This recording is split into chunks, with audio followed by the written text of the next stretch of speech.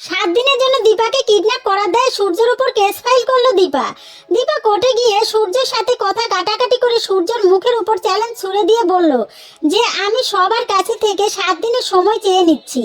এর মধ্যে আমি যদি সমস্ত টাকা পেইড করে দিতে না পারি তাহলে সোনারূপাকে আমি নির্দ্বিধায় আপনার হাতে তুলে দেব। আর যদি আমি টাকাটা দিতে পারি তবে আমার মেয়েদের জন্য আমি লড়াইটা লড়বো। এই বলে দীপা কোর্ট থেকে বেরিয়ে গেল। এদিকে সূর্যের পক্ষের উকিল তো মিশকার পাপাইয়ের কাছ থেকে আগেই মোটা অঙ্কের টাকা খেয়ে বসেছিল। তাই দীপা বেরিয়ে যাওয়ার সাথে সাথে সূর্যের উকিল মিশকার পাপাইকে ফোন দিয়ে দীপার সমস্ত কথা বলে দিল। তখন মিশকার পাপাই আর মিশকা মিলে যুক্তি করে রাস্তা থেকে গুন্ডাদের দিয়ে দীপাকে কিডন্যাপ করিয়ে নিয়ে গোপন আস্তানায় রেখে দিতে বলে।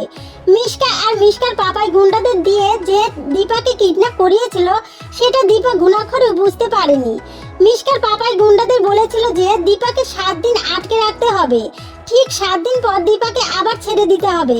এরপর 7 দিন হয়ে গেলে গুন্ডারা দীপাকে ছেড়ে দিল। দীপা মনে মনে ভাবছিল যে আমি যেহেতু ডাক্তারবাবুকে বলেছিলাম আমি যদি এই 7 দিনের মধ্যে টাকা জোগাড় করে নিয়ে আসি তাহলে আমি আমার মেয়েদের জন্য লড়বো। আর ডাক্তারবাবু ভালো করে জানতো যে আমি ঠিক যেভাবেই পারি টাকাটা জোগাড় করে নিয়ে যাবই। এজন্য ডাক্তারবাবু সোনারূপাকে পাওয়ার আশায় আমাকে কিডন্যাপ করিয়ে রেখে দিয়েছিল। আমি এবার ডাক্তারবাবুর মুখোমুখি হতে চাই।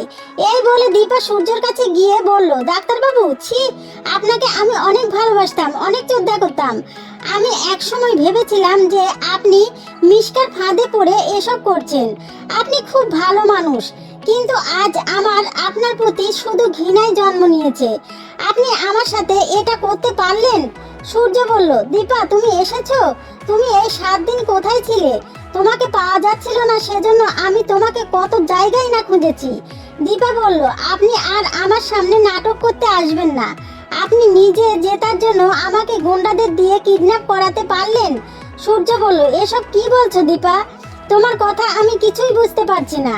আমি তোমাকে অনেক জায়গায় খুঁজেছি আর তুমি বলছো নাকি আমি তোমাকে কিডন্যাপ করিয়েছি। দীপা সূর্যের কোনো কথাই বিশ্বাস করলো না। তখন দীপা বলল, আপনি এখন সোনারূপাকে পাওয়ার জন্য সব কিছু করতে পারেন। আপনি নিজেই আমাকে কিডন্যাপ করিয়ে নিজেই খোঁজার নাটক করছেন। আপনি কি ভেবেছেন আমি কিছুই বুঝতে পারিনি? আমি এখন গিয়ে আপনার নামে পুলিশের কাছে কমপ্লেন করে আসব। এই বলে দীপা পুলিশের কাছে চলে গেল। সূর্য দীপাকে বলল, দীপা আমি এসব কিছুই করিনি, আমাকে বিশ্বাস করো। দীপা বলল, আমি আর কখনোই আপনাকে কোনোদিনই বিশ্বাস করব না। এই বলে দীপা পুলিশের কাছে সূর্যের নামে কেস ফাইল করে দিল।